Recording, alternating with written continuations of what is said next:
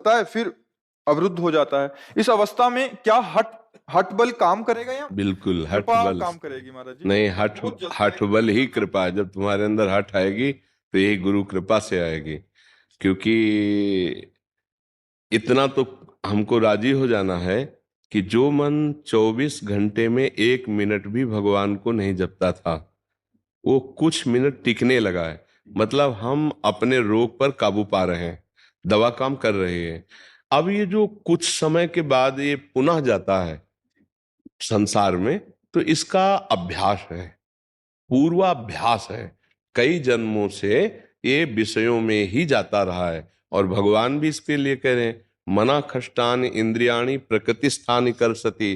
5 ज्ञानेंद्रियों के साथ ये मन विषय भोगों में फंसाता है, प्रकृति के शब्द स्पर्श रूप रस गंध, और इसका अभ्यास रहा इनके भोगने का।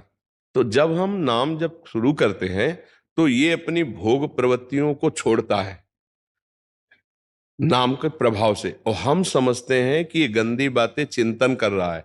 मन गंदी बातें उस समय चिंतन नहीं कर रहा, वो छोड़ता है गंदगी जो उसमें बसी हुई है, वो नष्ट हो रही है। तो नाम जब करते समय तो हम धैर्यपूर्वक रहें, आए हुए द्वेषात्मक या रागात्मक भावों को ये देखें कि ये निकल रहे हैं।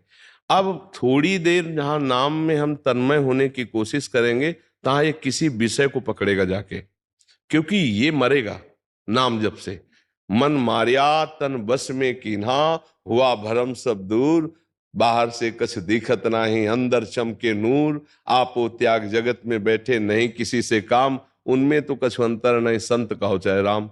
वो भगवत स्वरूप हो जाता है जिसका मन निर्विषयी होता है। अब क्या होता है, मन हमारा पुनर्अभ्यास जो बार बार बार बार, तो वो वहां जाएगा। अब हमको वहां से मन को हटा करके नाम में लगाना है। ये थोड़ा कठिन पड़ता है, क्योंकि मन जो चीज पकड़ता है उसको जब हम छुड़ाना चाहते हैं तो जलन पैदा करता है, व्यथा, एक व्याकुलता, एक अशांति। और ऐसा लगता है कि ये जो कह रहा मैं मान लेता हूं तो मुझे शांति मिल जाएगी। पर वो गलत सिद्धांत है।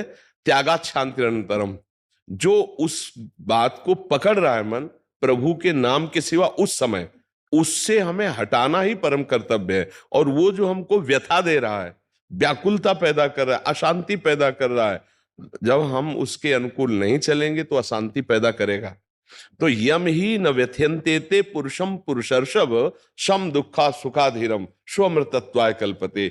इन मन और इंद्रियों के द्वारा दी हुई जो व्यथा है, उससे जो परास्त नहीं हो जाता, उसे गंभीर भाव से सह जाता है, वो परम पद का अधिकारी होता है।